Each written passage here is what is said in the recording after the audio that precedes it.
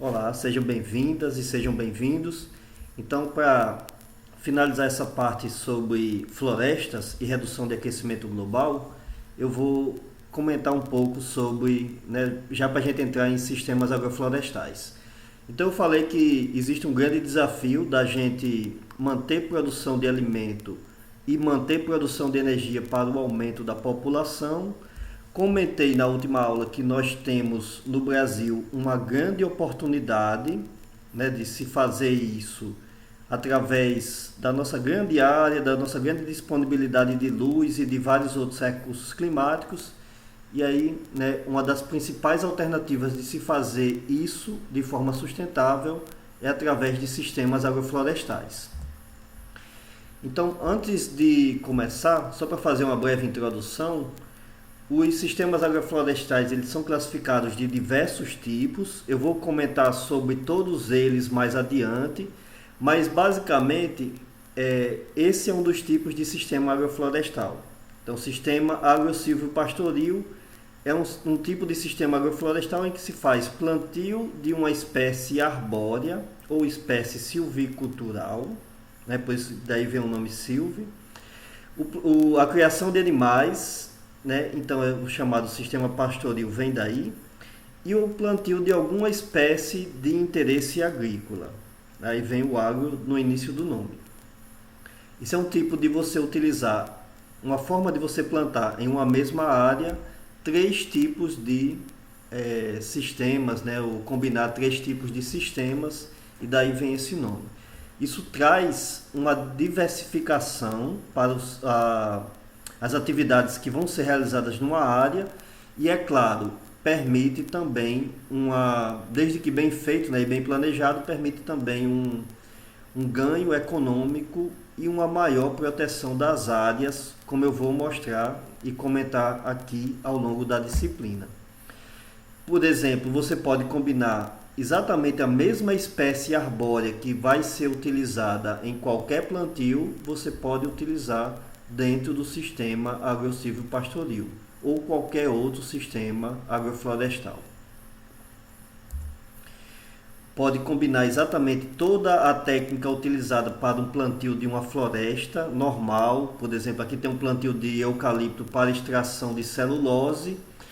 Esse mesmo clone, várias técnicas de cultivo podem ser utilizadas também dentro do sistema agro-silvio-pastoril.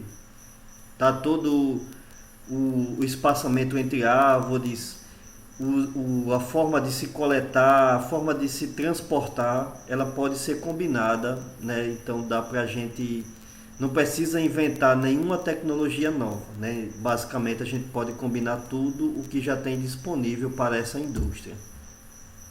Inclusive seguindo toda a determinação do nosso Código Florestal, tá? Para a preservação de áreas de reserva legal, contendo corredores ecológicos, como está mostrado aqui nas fotos, mantendo as áreas de reserva legal, principalmente em locais em que tem leitos d'água ou cursos de água.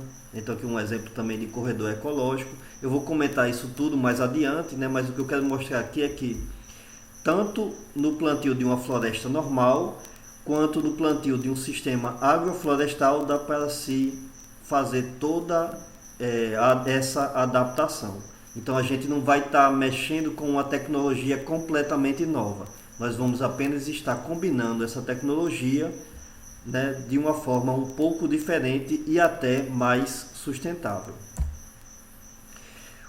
Atualmente nós ainda temos alguns problemas de legislação no Brasil para plantios de florestas, Então nossa legislação ela ainda é muito restritiva, ainda não existem muitas linhas de financiamento. Quando se chega no banco, por exemplo, dizendo que quer fazer plantio de uma floresta, você vai ter problemas, vai ser difícil ter uma linha de crédito, principalmente agora que se reduziu bastante as linhas de crédito, para qualquer atividade agrícola. Os problemas que a agricultura enfrenta, por exemplo, de infraestrutura para escoamento e transporte, é claro que vai existir também no plantio de uma floresta. Existe ainda um outro problema, que é o preconceito de muitos setores da sociedade, né? Quando se fala que vai fazer plantio de floresta, as pessoas acreditam que você teve que desmatar, ou seja, teve que destruir uma floresta nativa e, consequentemente, né, houve perdas tanto de diversidade para espécies animais quanto vegetais. Na verdade, um plantio de floresta bem feito, ele traz benefícios para as florestas nativas, porque diminui a pressão para a exploração extrativista nessas florestas. Eu vou comentar isso tudo mais em detalhe, mas basicamente a ideia é essa. Só que essa ideia normalmente não é partilhada para a sociedade. Então nós aqui temos esse desafio também de divulgar isso, né? De mostrar que ao mesmo tempo que estamos investindo em uma atividade econômica, estamos contribuindo também para a preservação das nossas espécies vegetais, animais, né, e de micro-organismos. Então a gente ainda tem essa percepção equivocada tanto do plantio de florestas, né, quanto também da atividade de exploração do carvão vegetal, que é o que eu comentei na aula passada, né? Carvão vegetal, ele pode ser produzido de forma sustentável, desde que ele seja utilizado a partir de florestas plantadas. Ele é um biocombustível, ou seja, não contribui para o aquecimento global. Então essa é uma tarefa nossa, né? Tanto desenvolver essa atividade, quanto também mostrar para a sociedade que nós estamos, na verdade, produzindo um biocombustível. Então aí vem algumas propostas, né, que já são ações propostas que o pessoal está tentando conseguir, né, que é exatamente a adequação da legislação, fazer uma fiscalização efetiva no consumo, porque é muito difícil você fazer um plantio de uma floresta, por exemplo, para a produção de madeira ou para a produção de carvão vegetal, se você tem que concorrer economicamente com quem entra numa determinada área, simplesmente faz a derrubada daquela floresta e depois comercializa os produtos. E você teve que investir, né, na produção, então economicamente muitas vezes se torna inviável. Por isso que muitas vezes a fiscalização séria, né, para tentar evitar esse problema, acaba auxiliando quem quer produzir de forma sustentável, né, de forma planejada, de forma mais adequada. Então, existem muitos mecanismos, como eu comentei agora, que podem ser adaptados. É interessante se fortaleça programas dentro dos governos que incentivem essas atividades. É interessante que ocorra equiparação também tributária entre os estados, porque se você faz uma legislação bem adequada, que proteja as florestas dentro de um estado, mas ao mesmo tempo no estado vizinho continua tendo atividades não sustentáveis, então a tendência é que os produtores comprem produtos florestais do local em que não está investindo na preservação, porque provavelmente vão ser mais baratos. Tá? Então, o trabalho conjunto entre todos os estados do país, ele é uma ação também necessária. E é claro, né, essa é uma parte nossa como profissionais, divulgar as vantagens e os benefícios, tanto madeireiros quanto de energia produzido dessa forma. Né? Então a gente, como eu comentei na aula passada, a gente tem um potencial muito grande no Brasil para a fixação de carbono, que contribui como dreno ambiental para a retirada do carbono da atmosfera, que é o carbono que contribui para o aquecimento global. A gente pode combinar isso com atividades econômicas, tanto para a produção de madeira ou qualquer outra finalidade da produção florestal, como também produção energética. Então aí é uma das principais formas que a gente pode estar contribuindo para a redução do aquecimento global e para uma atividade econômica.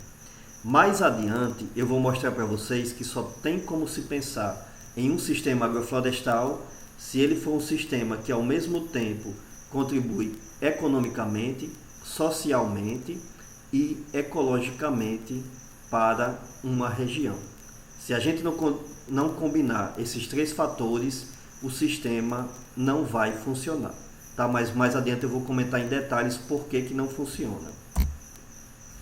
Então, o Nordeste tem potencial para atividades florestais, né? Muitas vezes a gente acredita que é difícil fazer atividades florestais no nosso estado, porque nós não temos florestas tão abundantes quanto existem em outras áreas do Brasil, por exemplo, ou em outras regiões do mundo.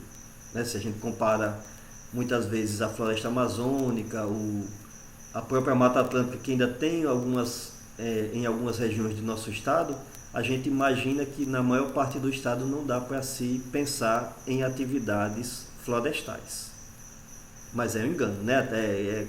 Tem muitos alunos aqui da engenharia florestal que eles sabem, né, que nós temos sim potencial para isso. Inclusive, um dos objetivos aqui da nossa universidade é investir nessas pesquisas.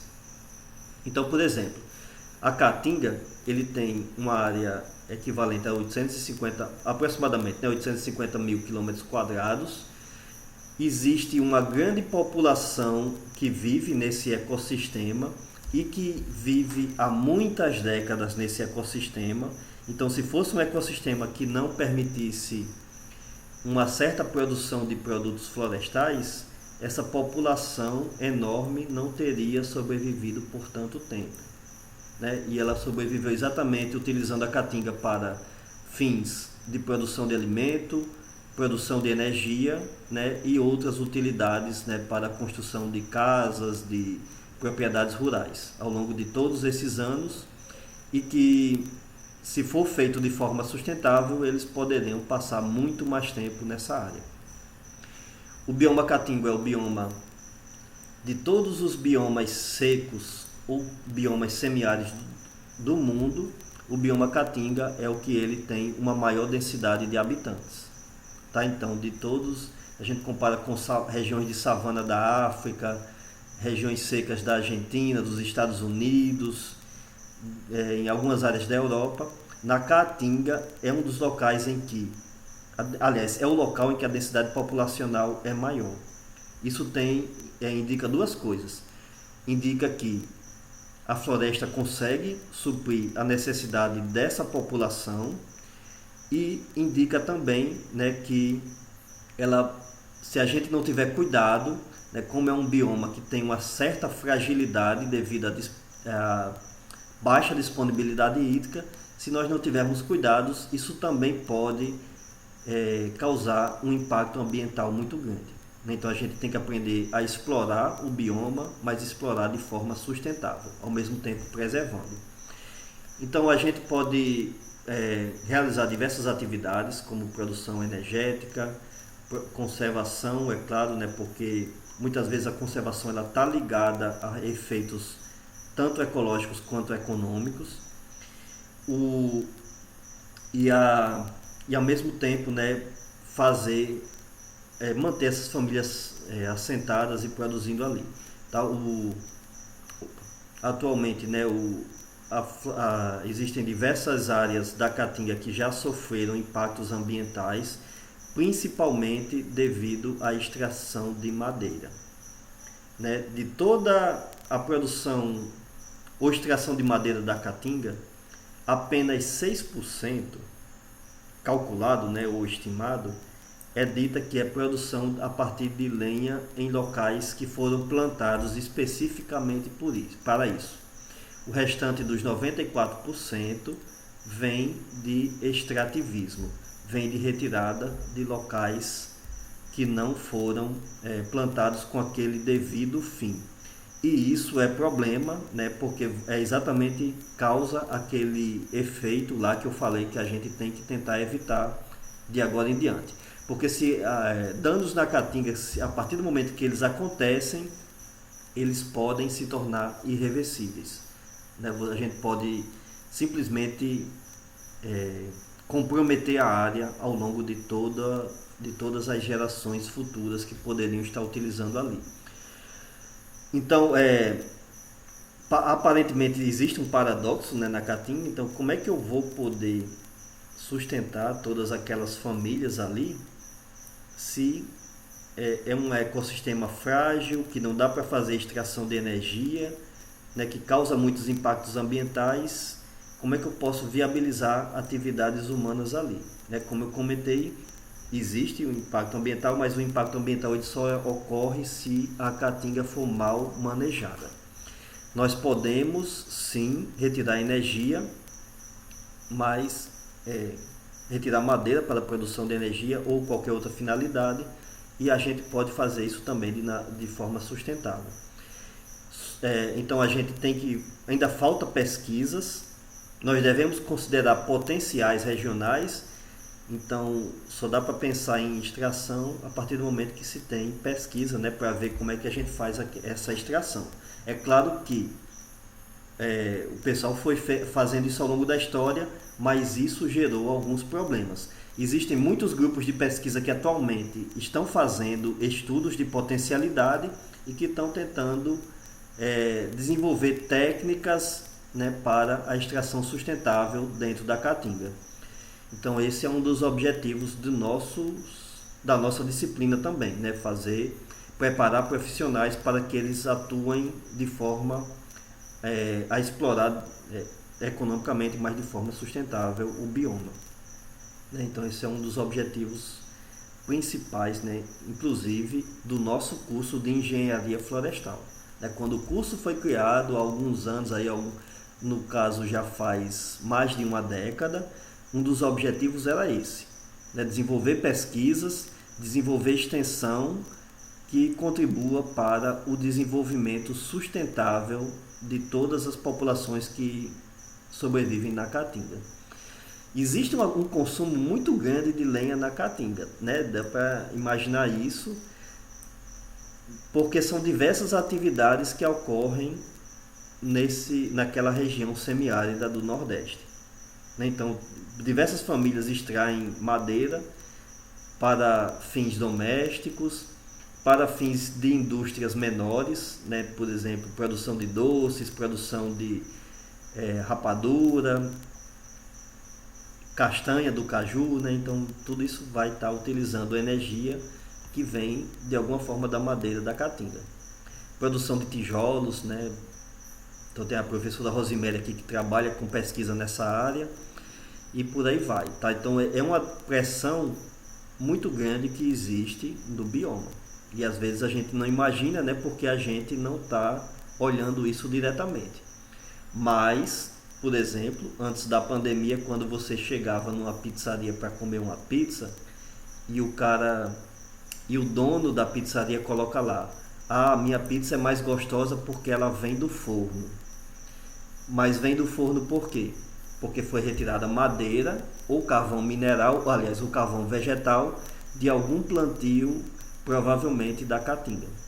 Né? Aqui no Natal ainda tem a questão de que a gente tem uma zona de transição entre Mata Atlântica e Caatinga, ele poderia vir de outro bioma. Mas no restante de todas as áreas semiáridas, né, o que alimenta os churrascos, as pizzarias, a produção de pão, né, todo dia a gente come pão, e várias outras produções de alimento, é exatamente madeira que vem, né, da região semiárida. Isso causa, né, vocês estão vendo aqui na figura à direita, isso causa impactos ambientais.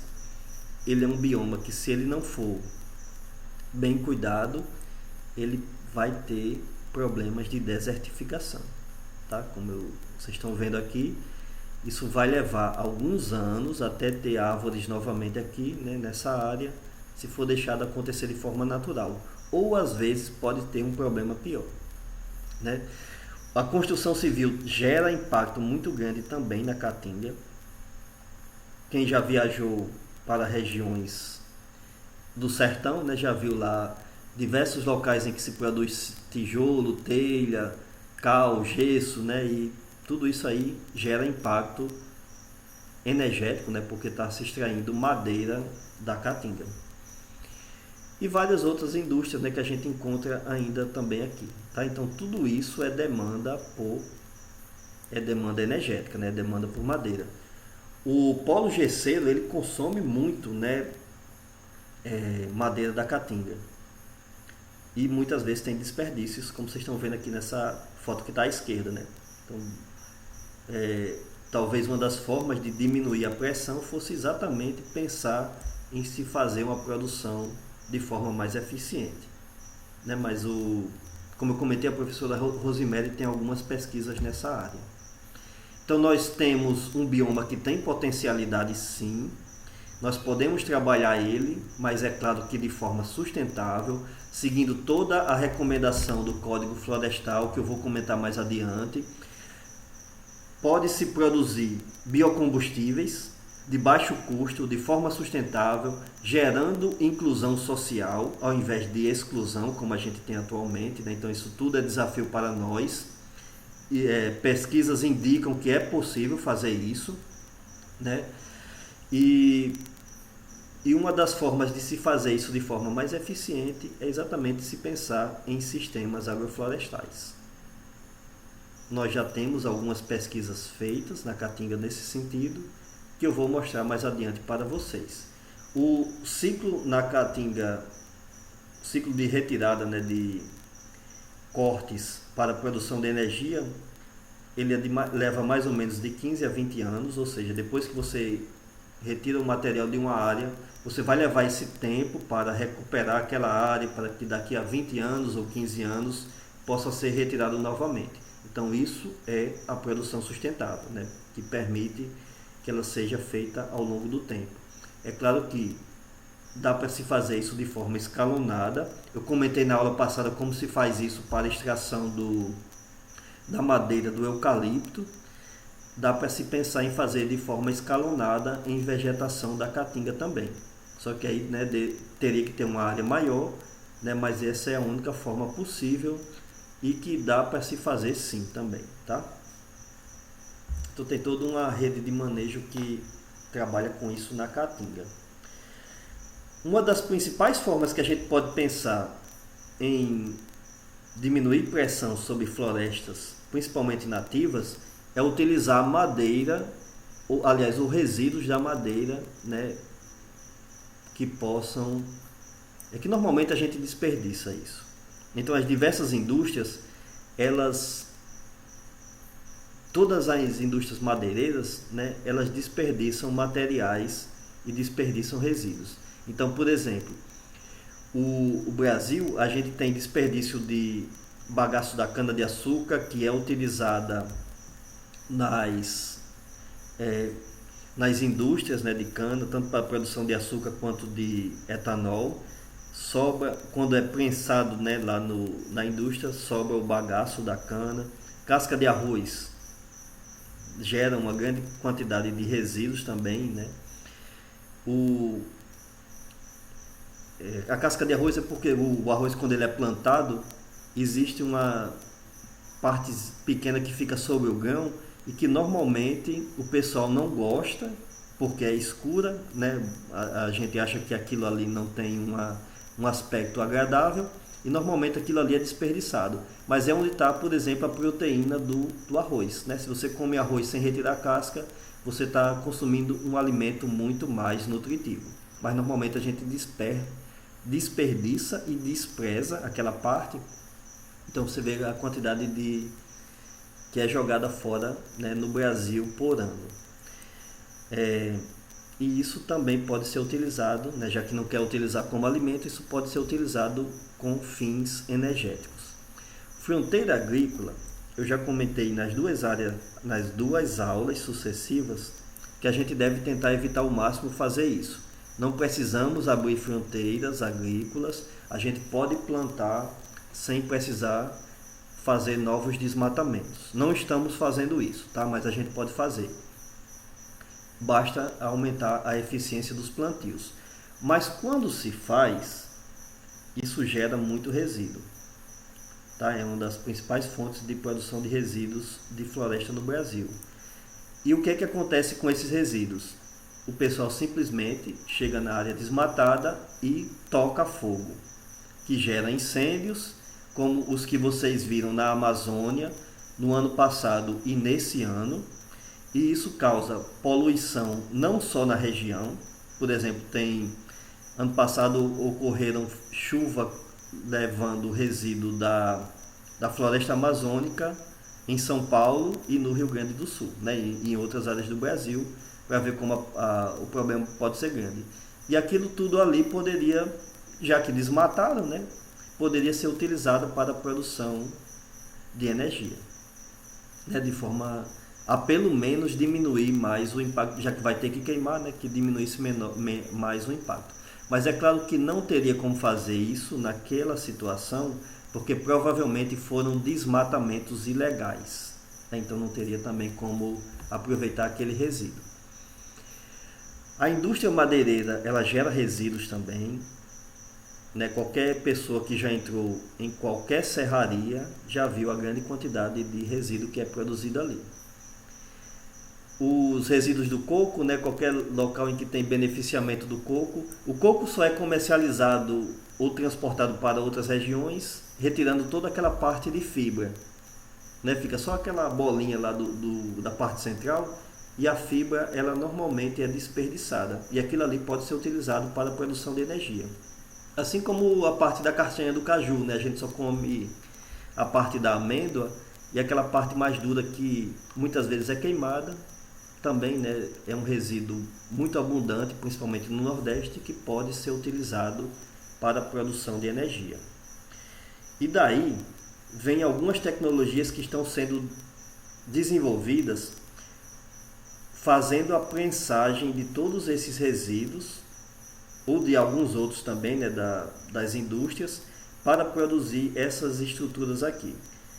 Na esquerda tem os pellets, que podem estão sendo feitos aqui com serragem do pinus, né, que é um tipo de madeira, e à direita tem briquetes, que são parecidos com os pellets, né, só que são maiores, produzidos a partir da serragem do eucalipto. Eles podem ser feitos com qualquer um desses resíduos que eu comentei aqui para vocês, tá?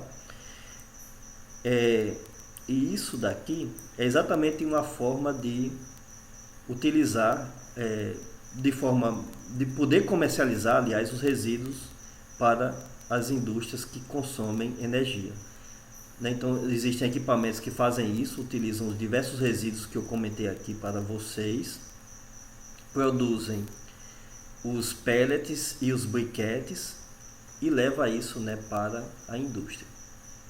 Então, isso tem um potencial energético que a gente pode comparar com, por exemplo, madeira, com casca, né, ou com outros combustíveis, e que gera, né, então isso pode gerar muita energia. O pessoal gosta muito, tá? O professor Alexandre comentou que ele já trabalhou com isso, e que quando eles levavam, por exemplo, nas pizzarias em Natal, o pessoal gostava muito de comprar isso, exatamente para utilizar nos fornos e mostrar: olha, vocês estão comendo uma pizza feita no forno, gostosa, e que ao mesmo tempo ela é sustentável, tá? Eu não estou desmatando, eu estou produzindo isso tudo aqui de forma sustentável, sem poluição ambiental, sem aquecimento global, né? Então isso gera um marketing muito interessante para a indústria. E sem falar de que o custo para a produção disso daqui não é tão elevado, né? Até porque, como eu mostrei, tem um rendimento energético comparável, né? É um pouquinho menor, mas é um rendimento energético, geração de calor comparável ao da madeira, né? Então isso gera benefício ambiental, econômico e de marketing também para quem está fazendo, né, essa utilização. Então, por exemplo, a procura atualmente ainda é muito maior do que a oferta. Vocês podem pensar nisso, tá? Podem pensar em uma atividade econômica exatamente para explorar esse segmento aí, né, digamos assim, que está pouco explorado ainda no nosso estado. Então aqui é um exemplo, né, dessa utilização em uma indústria de panificação. Então, em vez da pessoa utilizar a madeira que está aqui, que provavelmente veio de uma extração não sustentável, né, veio do extrativismo. É claro que a pessoa não falou isso, né, mas poderia provavelmente estar vindo dessa forma. se pode fazer a substituição dela pelo briquete, né, que está mostrado aqui no carro de mão. Então isso é muito mais interessante, né, para, para nós, né, e para toda a humanidade. Como eu comentei, né, então isso gera uma combustão parecida, produz calor de forma muito parecida com a madeira normal. Então quem produz pão, quem produz pizza, quem produz doces ou queijo, né, em qualquer atividade normal, ou até eles andaram testando também na produção de tijolos e telhas, né? Então você não vai ter nenhum problema para essa produção industrial e é um carbono limpo. Por que é limpo? Né? Porque é um biocombustível.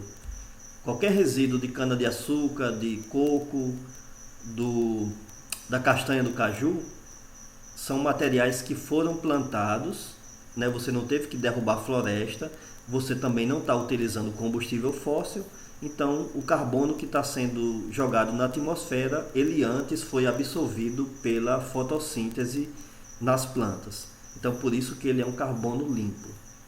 Ele é renovável porque a partir do momento que você está comercializando isso, você vai continuar produzindo, né? Vai continuar plantando para produzir. Então por isso que, além de ser limpo, ele não vai contribuir para o efeito estufa. Tá? É uma das formas muito interessantes, né, de se trabalhar isso. Isso aqui é um exemplo de produção dos briquetes com restos da indústria madeireira, né? Cavacos de madeira, aparas, né? E qualquer outro resíduo que vai ficando ali, que normalmente o pessoal joga fora, né?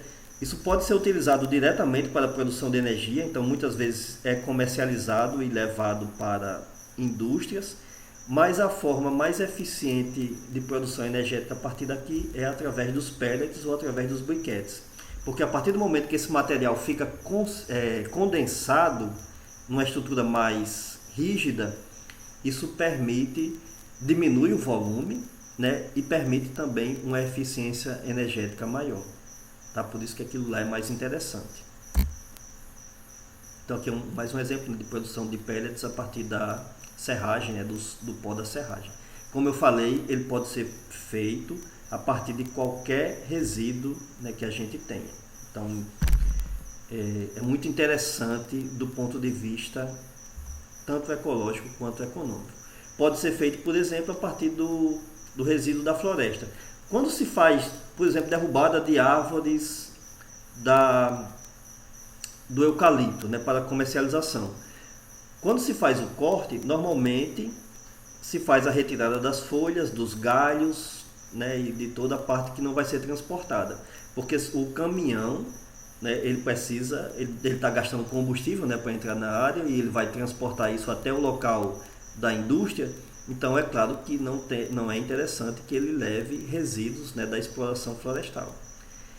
Qual que são esses resíduos? Exatamente os restos de folha, de galhos menores, né, e outras estruturas. E aí, né, você pode utilizar todo esse resíduo aqui também para a produção dos briquetes, né, ou dos pellets. E aí, né, isso gera um ganho adicional, um ganho econômico adicional para a exploração florestal e é claro que também um ganho ecológico, porque vai diminuir, né? Imagine que você está produzindo madeira para a produção de energia. Então é uma forma adicional de você ter produção de energia com o resíduo que vai consequentemente diminuir a pressão para florestas nativas. Você vai estar produzindo muito mais energia por área do que o que seria normalmente produzido.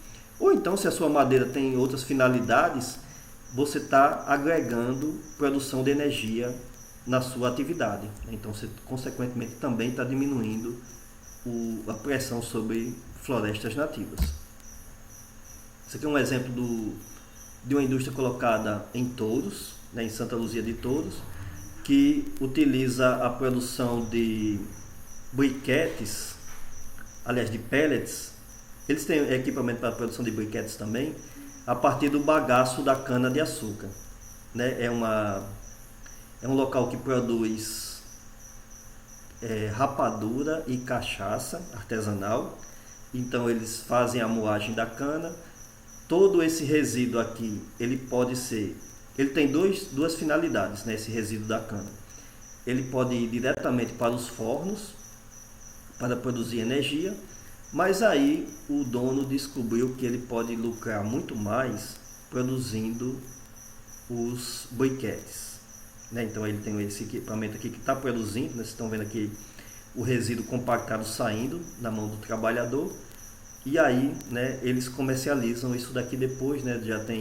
Colocam nos sacos, né, pesam e comercializam isso para as diversas indústrias alimentares.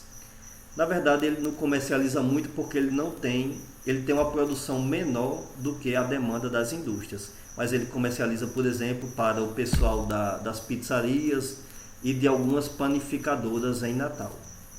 E isso gera um ganho econômico muito interessante para a indústria, né? Antigamente, o principal ganho econômico deles era a produção de rapadura e de cachaça artesanal. Com o tempo ele descobriu que o principal ganho econômico estava na comercialização dos briquetes. Então, só para a gente ter uma noção de como essa atividade, né, que antes era utilizada simplesmente para os fornos da própria indústria, nem todo ele era utilizado, então parte acabava sendo jogada mesmo, né, fora, ou levada para os plantios para a produção de adubo. E aí eles descobriram que isso pode gerar, né, um ganho econômico a mais. Então isso é só mais um exemplo de que como muitas vezes com pesquisa a gente consegue combinar o ganho econômico com o ganho ecológico. Então aqui é um exemplo da utilização da bucha do coco. A bucha do coco, que é exatamente aquela parte da fibra, né, que, como eu comentei, normalmente era jogada fora. Aqui, nesse local em que tem essa produção esses plantios de coco para a produção da bucha, normalmente se encontra diversas áreas em que o pessoal simplesmente jogava, né, a bucha do coco fora, porque isso não tinha interesse, ninguém queria transportar, né? O caminhão que vai buscar, ele quer transportar o menor volume possível, porque o transporte é caro, né, até o local de comercialização. E aí, né, a bucha do coco normalmente é simplesmente jogada no ambiente ou utilizada para alimentação de fornos em algumas indústrias. Mas normalmente, aqui tem, por exemplo, produção de rapadura, tá, a partir da bucha do coco. Mas normalmente isso daqui é utilizado em uma quantidade menor do que a produção, né? Normalmente a maior parte desse material era jogada em locais próximos, né, onde se faz a retirada da parte central do coco, né, que é onde fica a semente, que é o que realmente interessa para a comercialização. Então aqui é um exemplo do que eles faziam, né? Isso daqui é tudo jogado fora. Vocês podem ver nessa parte de trás aqui da foto, né? Isso tudo é fibra do coco, né? É a bucha jogada fora. E aí o que é que eles estão fazendo aqui? Estão aproveitando isso para a produção de carvão mineral, aliás, a produção de carvão vegetal a partir da bucha do coco. Tá? No momento que eles estão fechando aqui, né, para a produção, isso aqui é o transporte, né, chegando lá no local, e depois que isso aqui é produzido, né, o material que normalmente era jogado fora, era desperdiçado, se torna também um biocombustível, né, uma fonte alternativa de combustível. Bom, eu vou comentar esses aspectos mais adiante, quando eu falar especificamente sobre os sistemas agroflorestais. O que eu quis deixar aqui é só alguns exemplos de como nós podemos atuar exatamente para conseguir manejar os nossos ecossistemas de forma sustentável. Então eu comecei comentando sobre os desafios que nós temos com o crescimento da população e o aumento na demanda por energia e alimentos, que apesar desses desafios nós temos potencial no Brasil para contribuir bastante para isso, né, bastante para essa demanda energética e de alimentos da população. Nós temos uma área um clima favorável e temos muita luz. Nós somos um país de maioria de extensão territorial tropical. Nós não precisamos fazer desmatamentos.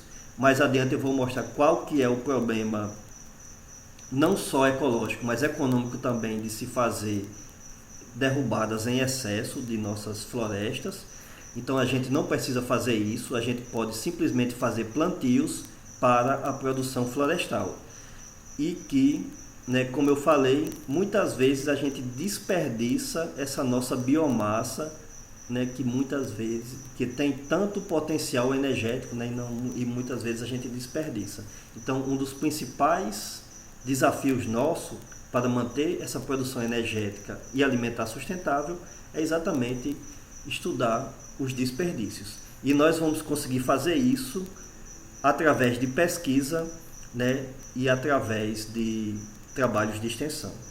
E vocês provavelmente vão estar fazendo isso na vida profissional de vocês, né? Eu espero que vocês muito se interessem por essa área, porque ela é muito interessante e muito importante para a nossa região.